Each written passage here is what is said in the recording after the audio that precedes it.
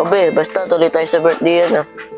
Uy be! Parang siya kasi yung kapitbahay namin. Puntahan natin kung siya talaga yan. Oo nga be, siya nga. Hana! Wendy, Oh, Hana, anong ginagawa mo dito? umayos kasi ako sa amin. Bakit naman? Si mama kasi tsaka si tita, pinaglihiman ako. Ano naman yung nilihim sa'yo? Hindi pala ako tunay na anak ni Mama Tricia. Ano? Sino daw yung nanay mo? Kapatid ni Mama, si Tita Dayan. Ah! Ibig sabihin, siya pala yung anak ni Sander. Eh, naman na lang kayo natin siya sa pupuntahan natin. Wendy, kapag may nagtanong sa'yo kung nasan ako, huwag mo sasabihin na. O ano? Tara na. Tara na. Oh, Hana, sasayang ko ba sa pinuntahan natin? Mga kala, Hana. Ako to sabihin niya. Diyan muna siguro ako. Sigurado ka, Hana? Siguro masipa ko dyan. Magpapalipas lang ako ng ilang oras. Sige. Oh, Beth, tara na. Tara.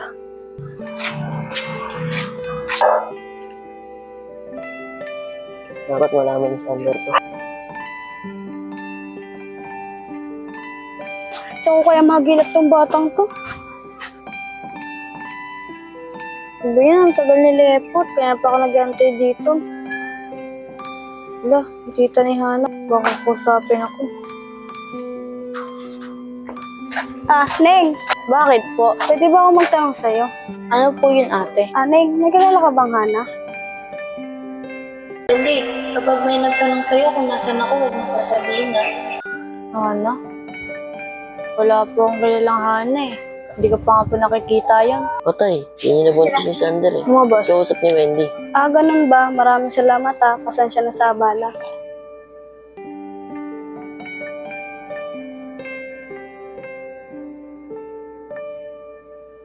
Be, nag-kausap mo yun. Kumaingay. Hanap nila si Hana. Ano gagawin natin? Tara, puntahan natin si Hana. Hindi kaya sabihin na natin kay Hana yung totoo. Na siya talaga yung anak ni Sander. Sige, tara, tara. Diyos ko, sana mahanap nila si Hana.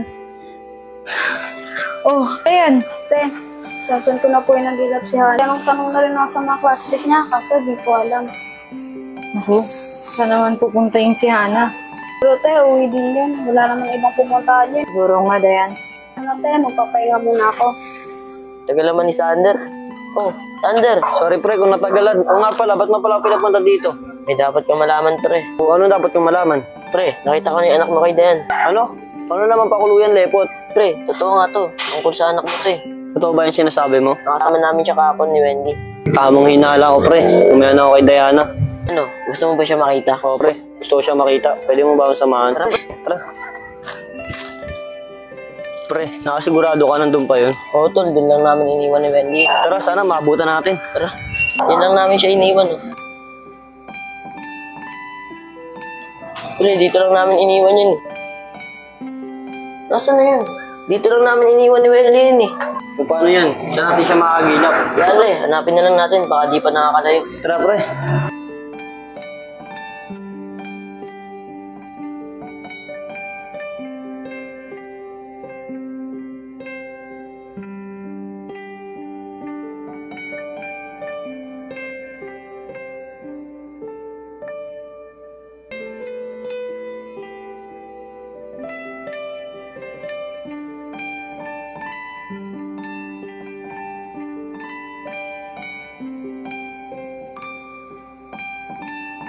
Hindi ko alam kung uwi pa ba ako sa amin.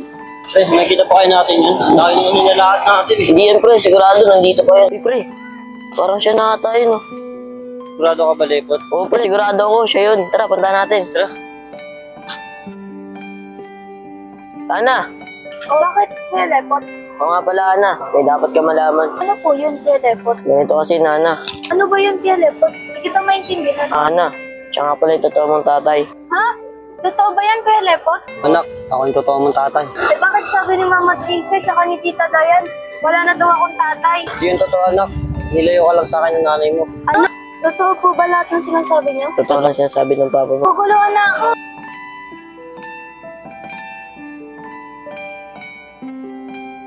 Tama ba yun na pinalamagad natin? Tungar na lang pre.